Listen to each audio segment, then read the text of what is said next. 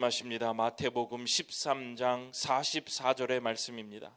마태복음 13장 44절. 우리 한 절이니까 우리 함께 합독하시겠습니다. 마태복음 13장 44절의 말씀입니다. 우리 함께 읽겠습니다. 천국은 마치 밭에 감추인 보화와 같으니 사람이 이를 발견한 후 숨겨두고 기뻐하며 돌아가서 자기의 소유를 다 팔아 그 밭을 사느니라. 아멘. 기도하겠습니다. 고마우신 아버지 하나님, 오늘도 하나님의 귀한 말씀을 이 시간에도 듣겠습니다. 우리에게 귀한 하나님의 말씀이 주어지는 귀한 시간이 오니 우리의 마음문 활짝 열고 하나님의 말씀을 귀하게 받아 하나님이 무엇라 말씀하시는지를 듣고 세상에서 실천하며 용기 있게 살아가는 우리 성도들 다 될 수 있도록 아버지 하나님께서 은혜를 더하여 주옵소서. 감사드리며 예수님 이름으로 기도드립니다. 아멘. 네, 오늘 마태복음 13장 44절의 본문을 가지고 그 옷을 입고 살 만큼의 가치, 그 옷을 입고 살 만큼의 가치라는 제목으로 말씀을 선포하겠습니다. 사랑하는 성도 여러분, 우리는 지난 5주일 동안 예수님의 말씀을 따라 하나의 질문을 따라서 계속 왔습니다. 무엇이냐면 바로 예수의 옷을 입으라 라는 그러한 주제였습니다. 왜 하나님은, 왜 주님은 무엇을 하라 하지 않으시고 입으라 하셨는가 로부터 시작됐죠. 입는 것에 대한 중요성, 정체성에 대한 이야기를 여러분과 나누었습니다. 교복 생각하십시오. 우리가 교복을 입으면 그 교복을 입은 것처럼 산다는 거예요. 그래서 하는 것보다 입는 것이 중요하다. 그 다음은 주님께서 우리를 부르실 때, 왕의 잔치로 부르실 때 왕의 잔치에 걸맞는 예복이 있다는 거예요. 여기서 여러분에게 드릴 때 내 방식의 옷이 아니라 왕의 방식의 옷이 있다는 거죠. 그 잔치에 들어가기 위해서는 왕의 잔치에 어울리는 것을 입고 들어가야 된다는 거예요. 그러면서 이제 그 다음 질문은 내가 입고 있는가? 내가 입고 있는가? 라는 질문을 드렸고, 또 이제 그 다음 주에는 우리가 같이 입었는가에 대한 이야기를 여러분과 말씀을 나누었습니다. 그래서 그것이 리유니온 주일까지 이어지는 한 번의 말씀이었고, 저는 이제 지난주에 목사님 그렇게 옷을 입고 있으면서도 우리의 삶에 여전히 옛 옷이 이렇게 스멀스멀 올라올 때가 너무 많습니다. 그럴 때 어떻게 해야 합니까? 라는 이야기를 말씀을 드리면서 이 옛 옷이 올라올 때 실망하고 좌절하지 마라. 왜냐하면 이 일은 반드시 있다는 거예요. 옛 옷과 예수의 옷을 입는 싸움이 계속 된다는 거예요. 이거를 명심하고 여기서 좌절하면 시험이고요. 그때 제가 뭐라 그랬냐면 이제 내가 요때를 알아챘으니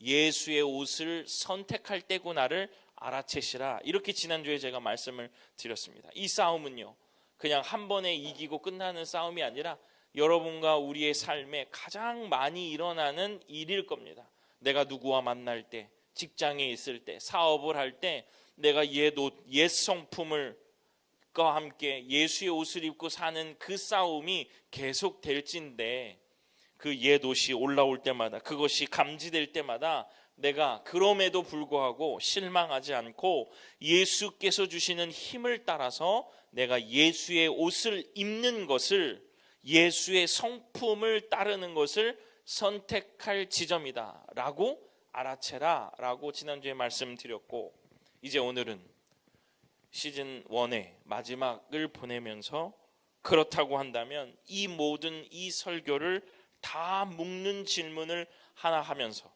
오늘 이 마지막 시즌의 마지막 주일을 여러분과 함께 보내려고 합니다. 예수를 입는다는 것은 그러면 내 삶에 얼마나 중요한 일인가? 도대체 이 일이 얼마나 중요한 일인가? 이 마지막 주에 여러분에게 말씀드리면서 도장을 꽉 찍고 이거 정말 중요한 일이구나 라고 도장 꽉 찍고 이 시즌을 마무리하고 싶습니다. 저는 오늘 이 예수님께서 이 주시는 이 보화, 천국의 비유를 통해서 이 숨겨진 보화의 이야기를 통해서 오늘 이 질문, 이게 얼마나 중요한 일인가에 대한 해답을 찾으면서 오늘 여러분과 은혜를 받고 싶습니다. 잘 아시다시피 오늘 저와 여러분이 읽었던 마태복음 13장 이 44절의 말씀은 천국에 대한, 천국을 비유하시는 말씀입니다. 한번 제가 다시 읽어보면 천국은 마치 밭에 감추인 보화와 같으니 사람이 이를 발견한 후 숨겨두고 기뻐하며 돌아가서 자기의 소유를 다 팔아 그 밭을 사느니라. 정말 멋있는 말씀이죠. 우리는 이 비유를 읽으면서 자연스러운 질문이 듭니다. 보화가 무엇입니까? 오늘 이 본문을 여러분께서 만나실 때 이 질문, 보화가 무엇입니까? 여러분 보화 알고 계세요. 천국의 비유니까 천국이죠. 또 하나는 예수 그리스도입니다. 보화가 무엇이냐라고 이 이야기를 추적하는 설교들도 많고 그런 묵상들도 많을지만 오늘 제가 여러분과 나누고 싶은 말씀은 정말 이 예수님이 이 보화가 무엇이냐라고 여기 설명하고 있냐는 거예요. 여러분 한번 눈으로 빨리 따라가면 예수님이 여기에 보화가 뭔지에 대해서 설명하고 계시냐는 거예요. 보화는 이거다. 천국이라고 명확하게 얘기하지만 그것을 구구절절 설명하시는 것은 어떤 이야기냐? 보화의 정체보다 그 보화를 만난 사람이 어떠한 삶을 살게 되는지, 살고 있는지에 대한 이야기가 더 많이 있다. 이 짧은 구절에 보화의 정체성에 대한 이야기보다 그 보화를 만난 사람의 삶의 선택이 어떻게 되는지를 보여주시는 말씀이 바로 마태복음 13장 44절이라는 말씀입니다. 따라서 저는 오늘 이 부분에 중심을 맞추고 시즌1 예수의 옷을 입으라라는 것과 연결하여 여러분에게 말씀을 전하며 우리 함께 은혜를 받고 싶습니다. 첫 번째, 예수님은 보화를 취하라 하지 않으시고 밭을 사라 하신다. 밭을 사라. 여러분 상상이 되시죠? 제가 어떤 말씀을 드릴지. 이 비유에서 가장 중요한 질문은 이것입니다. 왜 그는 보화를 들고 나오지 않고 밭을 사버렸는가? 보화만 쏙 빼갖고 오면 되잖아요. 그런데 이 사람들이 하는 행동들이 뭐냐면 그 밭을 다 사버렸다는 거예요. 저는 여기서 어떻게 말씀드리고 싶냐면 천국은 소유하는 것이 아니라 내 삶의 구조 전체를 말하는 것이다.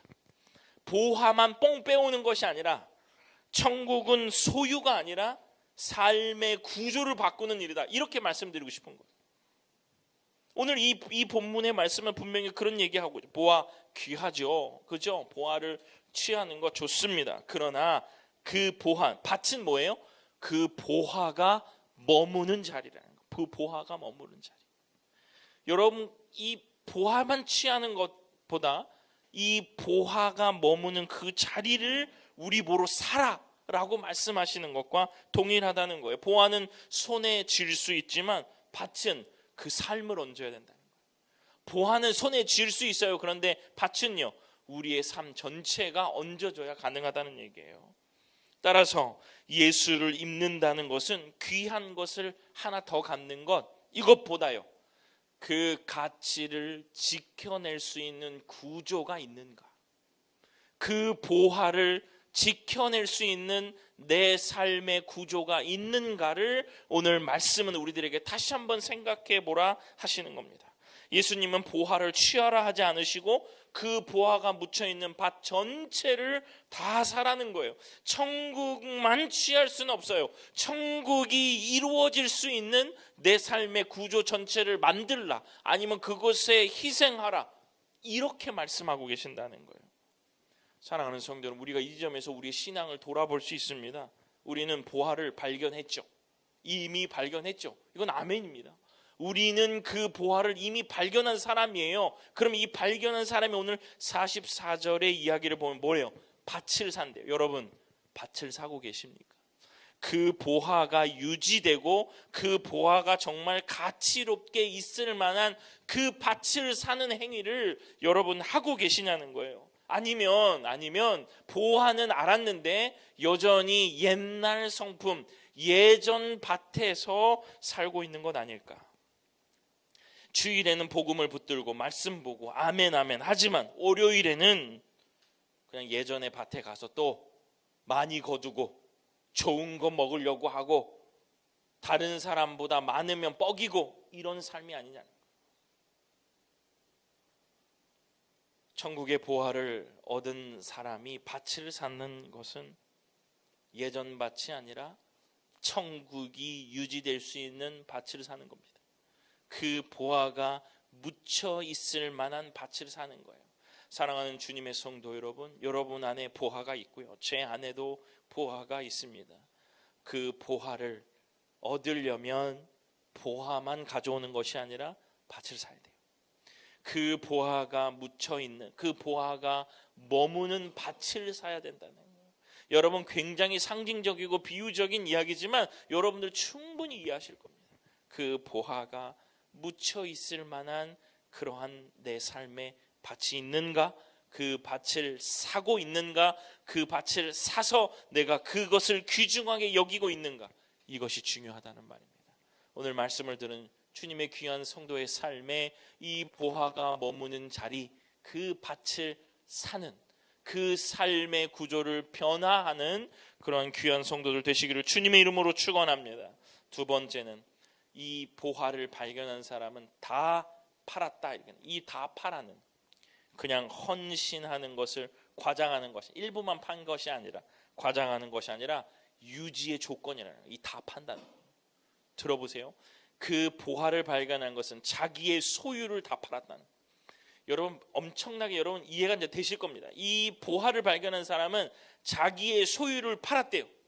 이해가 되시죠? 이거는 그냥 그 사람이 어떻게 했다는 것을 과장해서 하는 말이 아니라 이것을 유지하는 아주 필수 불가결한 조건이라는 거예요.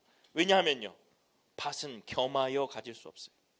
내가 예전 밭도 있고 새 밭도 있고, 그러니까 옛 옷도 있고 예수 그리스도의 옷도 있고 이거를 할 수 없다는 거예요. 밭은 겸하여 가질 수 없어요. 하나를 버리고 새 밭을 얻어야 됩니다. 예수 그리스도 천국의 보화를 유지하는 밭을 사야 된다는 거예요. 자기 소유를 다 팔아 그 밭을 사라는 것, 무조건 버리라는 정서적인 압박이 아니라 다 버려야 됩니다. 그런 정서적인 압박이 아니라 이 비유의 핵심은 유지를 어떻게 할 것인가에 대한 현실적인 조언이라는 거예요. 여러분 밭은요 관리하지 않으면 금방 황폐해집니다. 저도 지금 예배드리기 바로 직전에 제가 조금 늦게 내려온 것은 내려오려고 하는데 제 방에 나무가 있거든요. 그 제가 키우는 나무. 근데 제가 이 물을 준 지가 언제인지 기억이 안 날 정도예요. 요즘에 너무 바빠서. 근데 내려오는데 너무 말라 있는 거예요.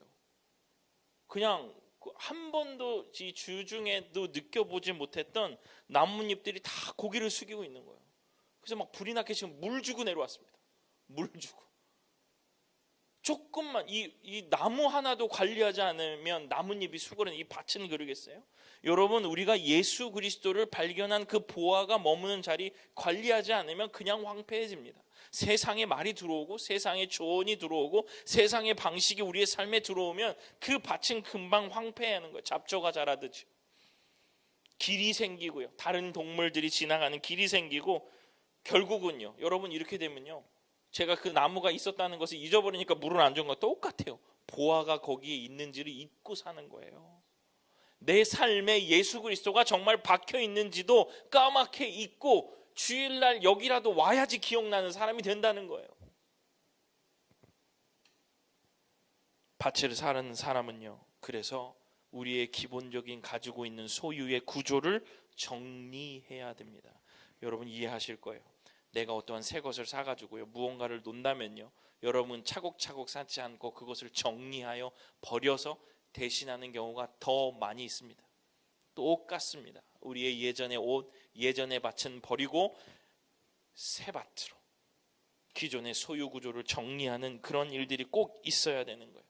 다시 한번 정리하면 예수의 옷을 입는다는 것은 무언가를 더 갖는 것, 소유하는 것, 얻는 것이 아니라 무언가를 정리하지 않으면 유지될 수 없는 선택이라는 것. 사랑하는 성도 여러분, 우리에게 정리되어야 될 것이 무엇인지를 여러분 한번 묵상해 보시는 오늘 한 주 되시기를 주님의 이름으로 소원합니다. 내가 나의 소유를 가지고 있는 것이 정리되어야 새 밭이 들어온다는 거예요. 중요합니다. 여러분, 내가 지금 나는 그냥 괜찮겠지. 아니요. 여러분의 삶 속에 단 하나라도 덜어낼 수 있다면, 새로운 방식이, 예수 그리스도의 방식이 들어올 수 있다면 여러분, 우리의 삶의 모든 구조는 싹 바뀝니다. 이게 안 버려지니까, 이게 무디니까 우리가 변화하는 모습이 없는 거예요.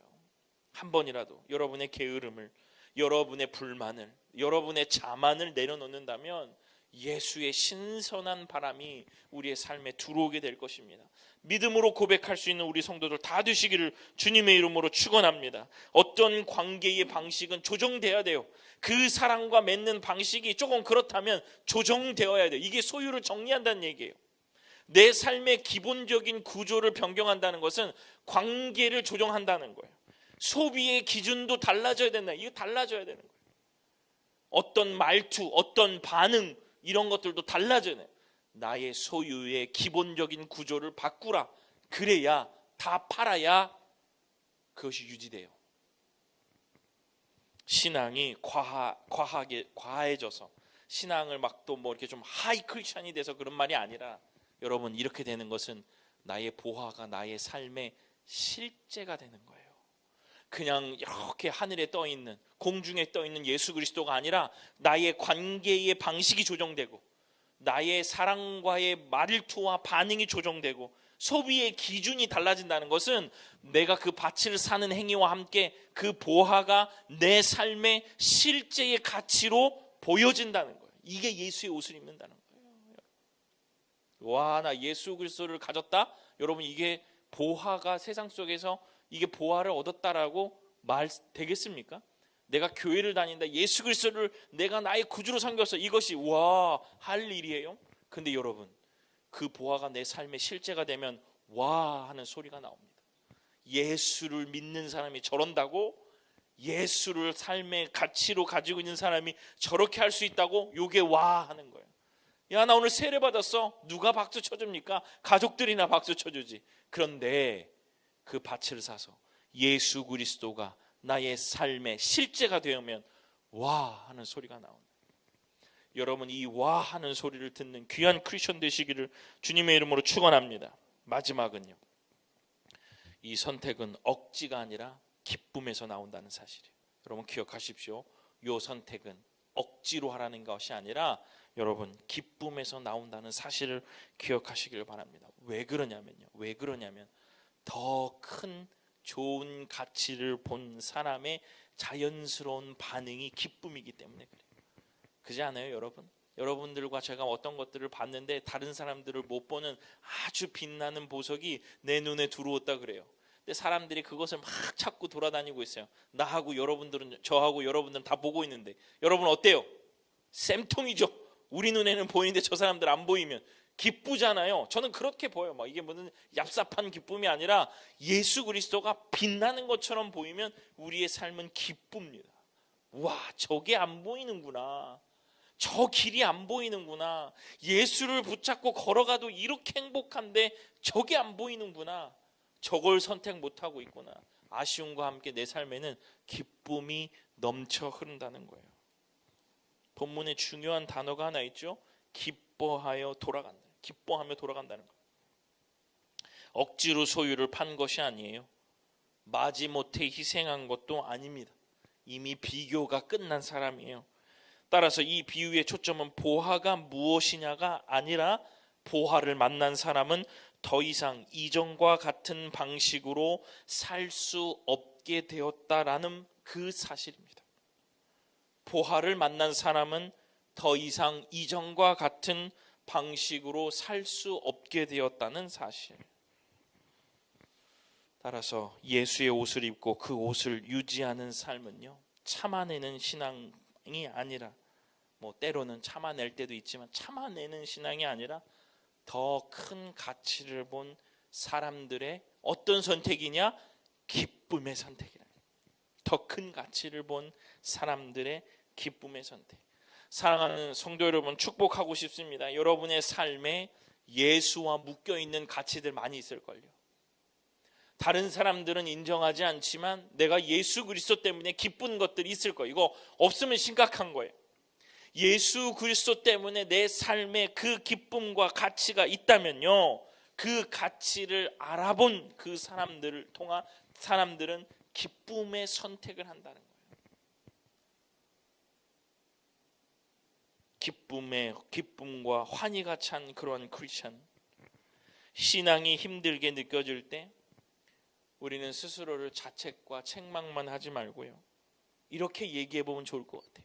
나는 이 보화의 가치를 충분히 보고 있는가?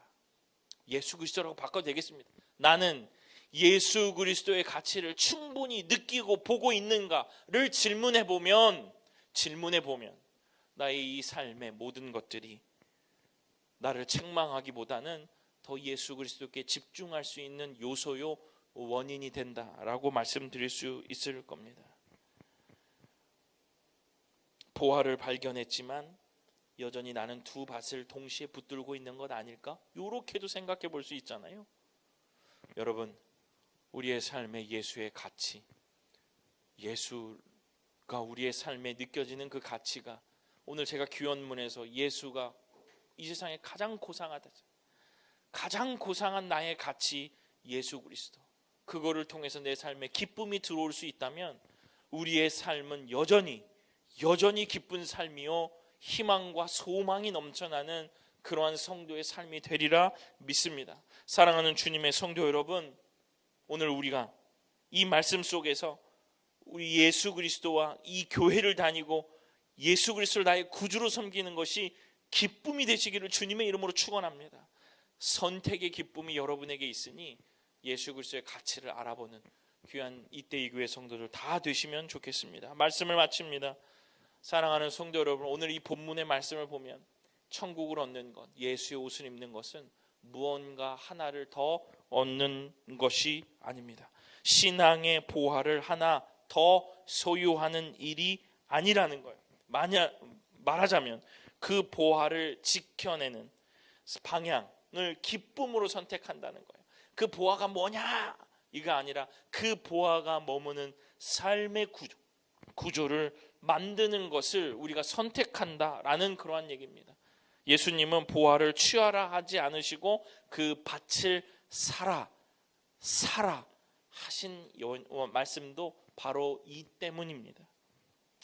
이 시즌을 마무리하면서 우리의 신앙이 이런 고백으로 정리되었으면 참 좋겠습니다. 주님, 이 옷을 입고 살아가는 것이, 예수의 옷을 입고 살아가는 것이 내 인생에서 가장 가치 있는 선택임을 알기에, 모르셨다면 오늘 말씀을 통해서 깨닫게 되시는 놀라운 은혜가 있으면 좋겠고, 알기에 오늘도 기쁨으로 그 방향을 선택하며 살겠습니다 라고 고백할 수 있는 이 시즌 1의 마무리가 되었으면 참 좋겠습니다. 사랑하는 주의 성도 여러분, 예수의 가치가 무너지고 예수 때문에 내가 부유하고 예수 때문에 내가 무언가를 더 갖는 것 아닐지라도 예수 그리스도가 내 곁에 계시기 때문에 오늘 우리가 여기까지 왔음을 여러분 기억하셔야 됩니다. 예수 그리스도가 내 삶의 보혈의 은혜와 십자가의 그 헌신과 엄청난 헌신 속에 우리의 신앙이 거기서부터 시작됐다는 것을 우리는 매일매일 기억해야 될 것입니다. 오늘 여러분께 드린, 또 여러분과 나눈 이 말씀이 우리의 신앙을 잠시 그냥 흔들고 가는 말씀이 아니라 여러분들이 매일매일 기쁨으로 선택할 수 있는 방향이 되어서 힘차게 앞으로 한 걸음 한 걸음 전진하게 되는 놀라운 말씀 되시면 참 좋겠습니다. 여러분 꼭 하나 기억하십시오.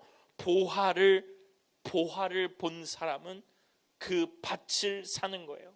그 보화가 유지되기 위해서, 그 보화의 가치가 여전히 유지되기 위해서 내 말투를 바꾸고 관계를 바꾸고 소비의 기준을 바꿔서 그 보화가 유지될 수 있도록 내 삶의 구조를 바꿔야 된다는 것은, 이것이 바로 예수의 옷을 입는다라는 말임을 여러분 꼭 기억하시고, 오늘 이 시즌 1을 마무리하면서 내 삶에 그렇구나, 내가 이 보화를 더 소유하고 더 갖는 것이 아니라 이 보화가 유지되고 머무를 수 있도록 나의 삶을 변화하고 그 밭을 유지하는 그러한 놀라운 노력을 해야 되겠구나, 이렇게 다짐하게 되시는 오늘 이 시즌 1의 마무리하는 그런 주일 되시기를 주님의 이름으로 축원합니다. 기도하겠습니다. 고마우신 아버지 하나님, 예수 그리스도를 알게 하시고 예수 그리스도의 그 사랑과 은혜를 알게 하셨사오니 우리의 삶의 구조를 바꿔 그 밭을 사 우리의 말투와 우리의 반응을 고치고 소비의 기준을 바꾸어 하나님 앞에 영광 돌리고자 우리의 삶을 변화시키고자 다짐할 수 있는 우리 성도들 다 될 수 있도록 아버지 하나님께서 인도하여 주옵소서.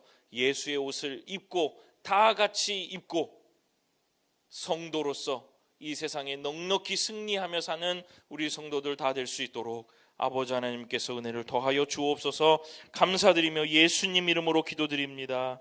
아멘. 찬송가 337장 내 모든 시험 무거운 짐을 우리 함께 찬양 드리겠습니다.